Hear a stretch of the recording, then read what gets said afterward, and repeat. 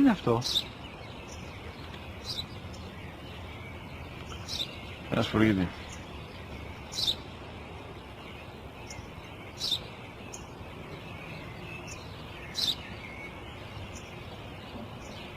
Τι είναι αυτό? Μόλις τώρα στο παπατέρα, σπουργίτη είναι.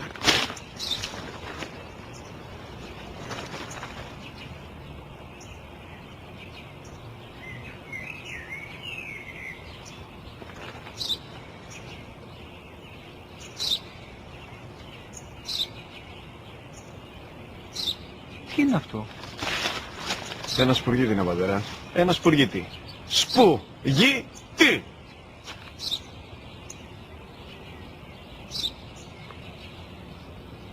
Τι είναι αυτό? Γιατί το κάνεις αυτό το πράγμα, μπορείς να μου πεις? Τόσες φορές σου είπα, είναι ένα σπουργίτη! Δεν το καταλαβαίνεις! Πού πας?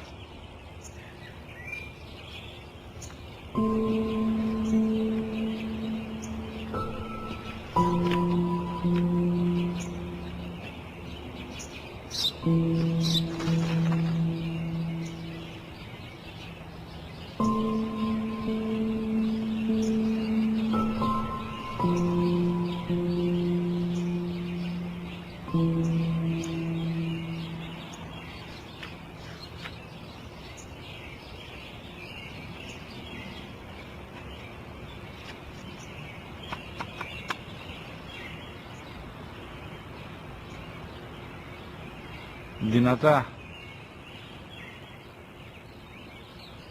Σήμερα ο μικρός μου γιος που πριν λίγες μέρες έκλεισε τα 3 καθόταν μαζί μου έξω στο πάρκο όταν ένας σπουργίτη ήρθε και κάθισε απέναντί μας.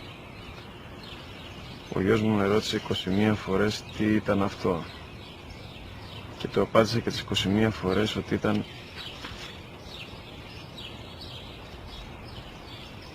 ένα σπουργίτη. Τον αγκάλιασα τρυφερά και τις 21 φορές που μου έκανε την ίδια ερώτηση, ξανά και ξανά, χωρίς να εκνευριστώ, νιώθοντας στοργή για το αθώο μου αγοράκι.